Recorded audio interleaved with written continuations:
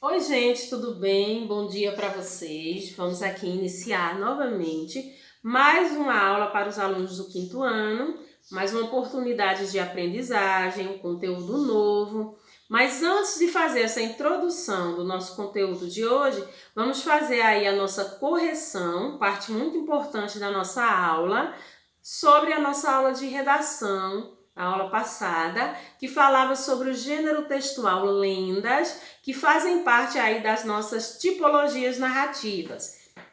Então, no primeiro momento, a gente descobriu o que é uma tipologia narrativa, qual a estrutura de uma narrativa, quais os elementos de uma narrativa, e agora a gente está estudando ao longo dos dias, nas aulas de redação, todos os exemplos de gêneros textuais que estão inseridos nessa tipologia. Já vimos aí o conto de fada, a fábula, ontem a gente teve contato com as lendas. Muito interessante perceber a origem, né, desses gêneros textuais, quando a gente percebe que no início, no primordial, né, no primórdio de tudo isso, a lenda tinha uma função totalmente diferente da que ela tem nos dias atuais. Então, lá no nosso estudo ficou comprovado que no primeiro momento ela era tinha um teor narrativo de cunho religioso, né? Era uma história, não tinha perdido a sua estrutura, que era narrar, mas falava ali de elementos verídicos da vida de mártires, de santos, que quando foi apropriado pelas pessoas comuns, né, passaram a criar elementos imaginários dentro daquele universo real, transformaram de uma forma tão drástica aquele fato real, aquele fato verídico, que ele deixou de ser um elemento verídico e passou a ser um elemento fictício, né? A fantasia é um dos elementos mais característicos do nosso gênero textual lenda. Então, eu propostou para vocês lá no grupo da escola uma lenda, particularmente eu adoro a história dessa lenda, já vi muitas variantes sobre elas. A gente sabe que isso também é uma característica das lendas, pois como se trata de uma narrativa oral, aquela onde a gente mais conta a história do que escreve, então, cada pessoa que reconta essa lenda ou retira ou acrescenta elementos, a essência da lenda fica a mesma, mas como acontece o desenrolar, né, como o enredo é apresentado, há modificações de acordo com quem reconta. Então, vou ler para vocês a lenda e a gente já fica atento para as nossas respostas de interpretação. Então, a lenda chama-se A Lenda do Guaraná. Numa aldeia, Mauê, no meio da selva, vivia Tairá e Maiará. Eles queriam muito um filho e quando nasceu Alupá, foi uma festa. Alupá era um menino bom e inteligente, que estava sempre ocupado com alguma coisa. Ajudava a mãe na plantação e ia pescar e caçar com o pai e os outros homens da aldeia. Apesar de não achar que não se devia matar bicho nenhum. Gostava de nadar no rio, de brincar com as outras crianças e de ouvir histórias que os velhos tinham para contar. Quando os homens iam para a floresta, ele ia junto. Aos poucos, começou a desvendar alguns segredos da mata. Só havia uma coisa que ele não conseguia entender: Jurupari, o espírito do mal. Os mais velhos não gostavam de tocar nesse assunto. Sempre que o índiozinho pedia alguma explicação, eles respondiam: Jurupari é o mal. Os adultos achavam que Alupá era muito novo para entender esses assuntos. Mas Jurupari já tinha ouvido falar de Alupá, e quanto mais bem do garoto falavam, menos o danado gostava dele. Por isso decidiu conhecê-los. Invisível, o gênio do mal começou a acompanhar o índio. Viu como ele era querido pelos bichos e como gostava de pegar frutas no pé com os amigos e deu uma gargalhada. Já sei, vou me transformar em cobra para dar o bote em Alupá. E ficou de tocaia, esperando a oportunidade. Passado alguns dias, o garoto passeava sozinho, como topou com um pé de carambola carregadinho. Subiu na árvore, sentou-se num galho e ficou chupando as frutas. Imediatamente, Jurupari transformou-se em cobra, tomou a cor do tronco da árvore e enrolou-se nele. Quando Alupar começou a descer da caramboleira, a cobra o picou, o menino caiu e a cobra desapareceu. Os índios o encontraram morto. Observando o corpo, um amigo descobriu a picada. Vejam só, ele foi picado por uma cobra, disse o menino apontando a marca na perna. Não é possível, exclamou Tairá. Ele conhecia tão bem os animais. Foi então que o xamã disse: quem fez isso foi Jurupari. Esse é o único segredo da mata que Alupá desconhecia. De repente ouviu-se um trovão. Os índios se assustaram. Não havia nenhuma nuvem no céu, nem sombra de chuva. Todos fizeram silêncio. Nairá fechou os olhos e assim ficou por longos minutos.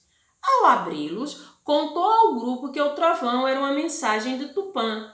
O Deus queria compensar a aldeia pela perda de Alupá. Pedia que ela plantasse os olhos do filho, como se fossem sementes. Deles nasceria um arbusto milagroso, cujos frutos trariam felicidade. Os olhos de Alupá foram plantados no canteiro. Todas as tardes, Nairá regava a terra com carinho. Certo dia, nasceu uma planta bonita que cresceu muito depressa. Era um pé de guaraná. Tem aí um asterisco no nome Tupã, porque para dar uma explicação, né? Tupã é uma figura importante e poderosa na mitologia tupi-guarani. Em tupi significa trovão. Vamos aí agora para a nossa interpretação do texto.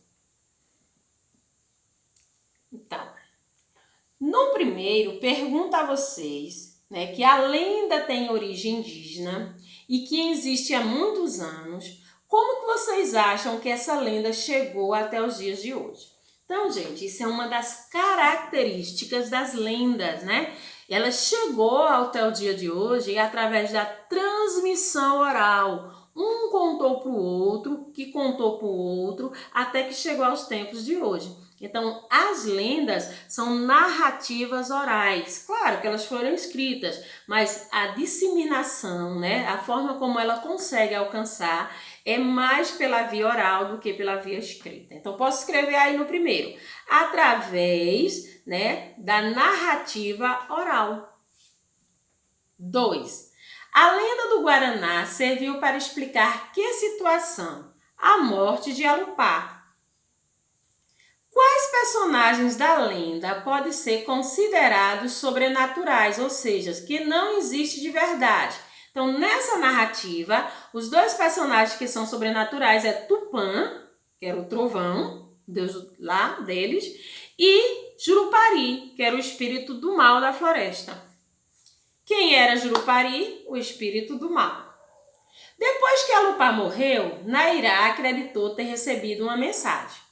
Na letra A pergunta: que mensagem era essa? Para que ela enterrasse os olhos do filho. De quem seria essa mensagem? Do deus Tupã. 6. As lendas costumam apresentar um final mágico, ou seja, que não é fácil ser explicado pela razão. Letra A. Como termina a lenda? Termina com o nascimento de uma planta muito bonita. B. O final desta história pode ser considerado mágico? Explique. Sim, a primeira pergunta, sim. E por que pode ser considerado mágico? Porque na razão, na vida real, não tem como nascer dos olhos de uma pessoa uma planta. Então, gente, a prova vai pedir que vocês coloquem a data de hoje da correção e vamos aí pegar o nosso livro de português hoje e temos aí continuidade, né, do estudo dos verbos. Hoje a gente vai falar aí sobre duas terminações, né, duas formas de escritas de verbos. Primeiro, a prova vai apresentar aí para vocês o uso do tem ou do tem com acento circunflexo. Então, a gente vai entender aí quando se utiliza essas duas formas de escrita. Então, vamos aí. Na língua portuguesa, podemos escrever o verbo ter no presente do indicativo com ou sem o acento circunflexo, mas em situações distintas. Isso significa que as duas formas estão corretas, apenas estão conjugadas em diferentes pessoas do discurso. O que ele quis dizer aí, quinto ano? Tanto a escrita do tem com acento como do tem sem acento está correto. Nenhuma das duas formas, quando escrito, está errado. Quando que ela está errada? Porque para a escrita dessas duas formas, eu preciso observar a conjugação da pessoa do discurso. Quem é a pessoa do discurso? A pessoa que pratica a ação. Então, existe uma regra para a escrita desta palavra, do tem com acento e do tem sem acento. Então, quando eu faço a escrita incorreta de acordo com a regra, é que eu posso considerar aquela palavra errada. As duas formas de escrever estão corretas porque se trata de uma regra de concordância verbal, na qual o verbo deve ser flexionado de acordo com a flexão de números, que é singular e plural, do substantivo. Então, as duas formas estão corretas. Quando que elas vão estar incorretas? Quando eu não obedeço, deixa eu destacar aqui para vocês. Quando eu não obedeço a flexão de números. Quando a gente estava estudando o substantivo, a gente estudou a flexão de número do substantivo. E quem era o número do substantivo lá, gente? O singular e o plural. Então, para que eu faça minha concordância, que é o meu verbo estar concordando com o meu substantivo, então a gente chama de concordância verbal. Por que chamamos de concordância verbal? Porque nessa frase que eu vou apresentar, eu preciso que o substantivo e o verbo estejam concordando, eles estejam no mesmo sentido. Então, se eu estou trabalhando com o verbo no singular, eu preciso concordar, né, o substantivo no singular. Então, se eu tenho um substantivo no plural, eu preciso concordar o verbo no plural. Isso chama-se concordância verbal.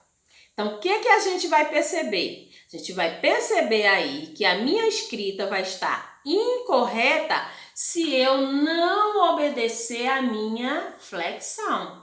Isso não quer dizer que a escrita do tem com acento e o tem sem acento está incorreto. Está incorreto quando eu não obedeço a regra de concordância.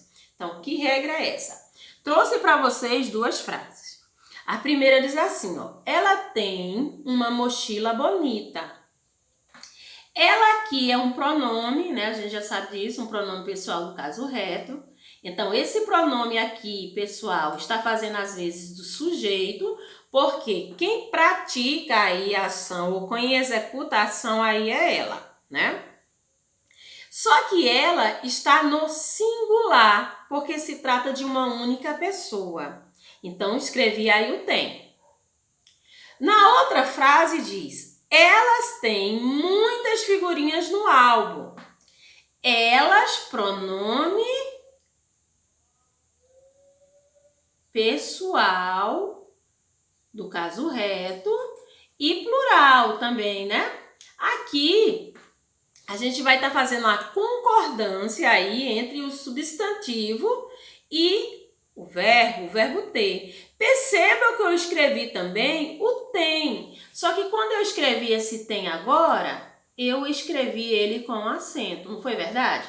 Esse primeiro eu escrevi sem acento, esse segundo eu escrevi com acento. Porque a regra é essa, gente. Quando a gente flexiona a terceira pessoa do singular e nesta frase eu vou utilizar o verbo ter, esse tem precisa ser escrita sem acento porque eu estou usando a terceira pessoa do singular. Se eu estou flexionando o meu verbo ter e nesse processo eu estou escrevendo com a terceira pessoa do plural, esse verbo ter, quando escrito, vai ter que ser escrito com acento circunflexo. Então, resumindo a regra, se usa tem sem acento quando a gente está falando do singular, terceira pessoa do singular, e se usa o verbo ter com acento circunflexo quando eu estou falando da terceira pessoa do plural, terceira pessoa do discurso, aquela pessoa que sofre ou que faz a ação da frase. Então vamos aí para frente para a gente entender mais um pouquinho aí. Quando usamos tem sem acento ou tem com acento? Então vamos prestar bem atenção, bem fácil para a gente entender. Escrevemos o verbo ter no presente do indicativo sem o acento agudo. Então, eu vou escrever tem aqui, ó. Vou mudar aqui para a gente mudar a cor para ficar bem fácil de ver. Ó, vou escrever se tem aqui o tem sem acento quando conjugamos a terceira pessoa do singular. Quem é, gente, a terceira pessoa do singular? Ele ou ela? Então, quando eu trago nesta frase a terceira pessoa do singular, ou eu posso substituir o substantivo pela terceira pessoa do singular, o meu tem precisa ser escrito sem acento. Então, nessa primeira frase, tem assim, ó. Mariana tem 5 anos. Aqui, eu não tenho um pronome. Não é verdade? Eu tenho um substantivo próprio. Mas se eu quisesse reescrever esta minha frase substituindo o substantivo próprio por um pronome, o pronome a ser utilizado corretamente seria o pronome da terceira pessoa do singular. Por quê? Porque eu estou falando de uma única pessoa e eu substituiria como? Ela tem 5 anos. Não seria a substituição correta? Então, por isso que aqui o meu tem, esse que aparece na minha frase, ele está escrito sem acento. Nas outras, a gente já está utilizando, né, a terceira pessoa do singular, que é ele ou ela. Então, a frase é: ela tem uma casa na praia, tem sem acento, por se tratar da terceira pessoa do singular. Ele tem muita sorte, tem sem acento, porque segue a regra. Terceira pessoa do singular, quando eu preciso empregar o verbo ter, o tem precisa estar sem acento. Então, já descobri quando eu preciso usar esse tem aqui, ó. O tem sem acento. Vamos agora aí para o tem com acento. Escrevemos o verbo ter no presente do indicativo com acento circunflexo. Então, esta forma de tem aqui, esta onde o circunflexo vai aparecer, é utilizado quando a gente conjuga a terceira pessoa do plural. Então, quando eu estou conjugando a terceira pessoa do plural, ou eu posso substituir, que é uma das funções do pronome, o substantivo por a terceira pessoa do plural, eu também vou usar o verbo ter. Mas o verbo ter vai ter que estar aí conjugado com um acento circunflexo. Então, na primeira frase, tem Mariana e Luiz Felipe têm 5 anos. Percebam que nesta primeira frase, eu não tenho um pronome pessoal do caso reto na terceira pessoa do plural. Não tenho. Eu tenho aí o que, gente? Eu tenho aí o exemplo de 2 substantivos próprios. Mas se eu fizesse a substituição desses 2 substantivos próprios por um pronome, o pronome correto a ser utilizado seria quem? O pronome da terceira pessoa do plural. Porque a frase ficaria com a concordância correta se eu dissesse assim: eles têm 5 anos. Então, perceba que o emprego do tem aqui com acento está correto. Já nos outros, a gente já apresenta os pronomes mesmo, né? Terceira pessoa do plural, que é eles ou elas. Então, elas têm uma casa na praia, eles têm muita sorte. Então, percebam que aqui eu flexionei o pronome, eles estão no plural e o verbo também empregado aí está no plural, conjugado no plural. Por isso que a gente vai estar usando aí o tem com acento circunflexo. Acho que fica bem tranquilo da gente entender isso, né, gente? Fácil de entender. Só que eu quero apresentar para vocês outra dúvida muito recorrente na escrita. Quando que eu uso no final do meu verbo ão ou ão? Tem uma dúvida muito grande, né, na escrita desses verbos. Eu estou conjugando ali, aí eu digo assim, eles ficarão. E aí eu não sei, esse verbo ficarão, como que eu vou escrever? Eu vou escrever com ão ou vou escrever com ão? Isso não é uma dúvida na cabecinha da gente. Então eu trouxe para que vocês sanem também essa dúvida e a partir de hoje ninguém mais erre quando for fazer a conjugação desse verbo. Ó. Uma das dúvidas mais frequentes na língua portuguesa são as terminações an e ão.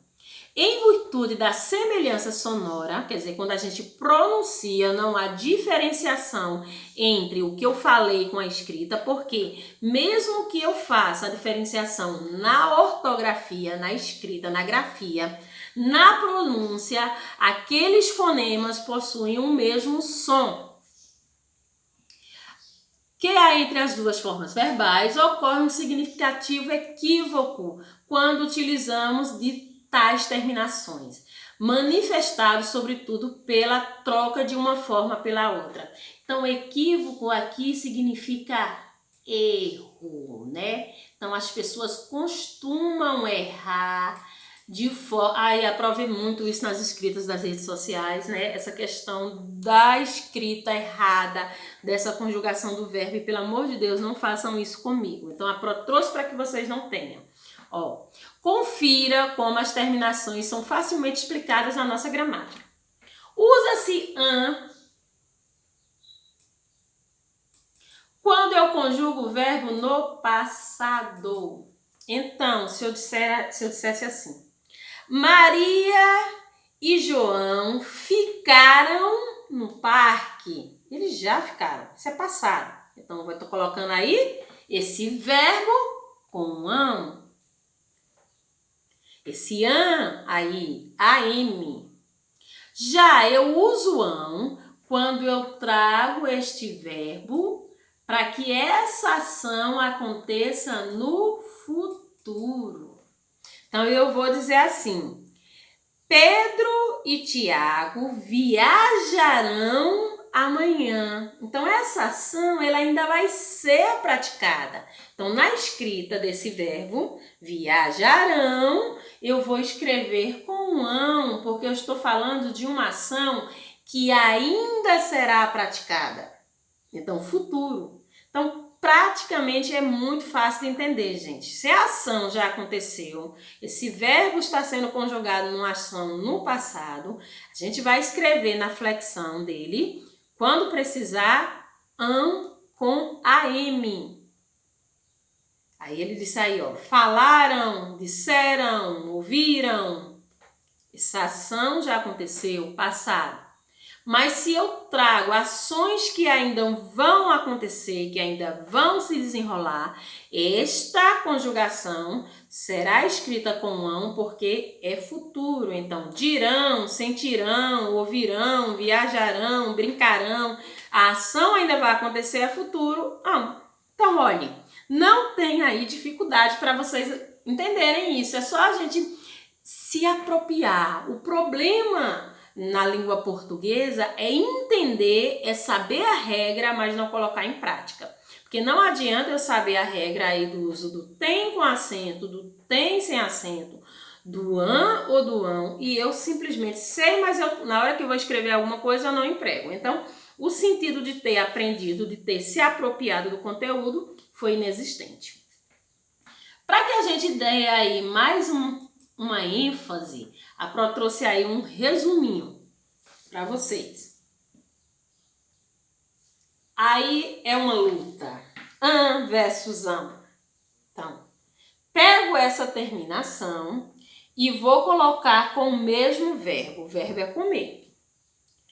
Comeram, passado, ação praticada. Comerão, futuro, ação a ser executada. Vou empregar esses dois verbos em uma frase, em uma oração. Então, duas orações aí vou falar para vocês, ó. As crianças comeram muito no lanche. Primeira oração, estou usando o verbo no passado, terminado com ão. Esse sujeito, que é as crianças, já praticaram essa ação, que foi comer no lanche. Então, ão. Pois sabem que amanhã não comerão mais. Então, esse mesmo sujeito, eu estou empregando aqui o verbo, mas já terminado com ão, porque esta ação ainda vai ser praticada por esse sujeito, porque vai acontecer amanhã. Entenderam aí, gente, como é fácil de vocês entenderem a diferenciação? Para que a gente se aproprie mais ainda, né? Vamos aí para a nossa atividade, que vai estar na página 70 e 71 do livro de português de vocês. Então, conteúdo muito tranquilo. Eu acredito que nunca mais na vida ninguém vai fazer este erro ortográfico de escrever essas palavras porque não sabe a regra a ser utilizada. Então, português nem é esse bicho de sete cabeças se eu for me apropriando das regras e for utilizando, for me acostumando no meu dia a dia com a prática correta da escrita. Então, meus amores, um beijo e até a nossa próxima aula.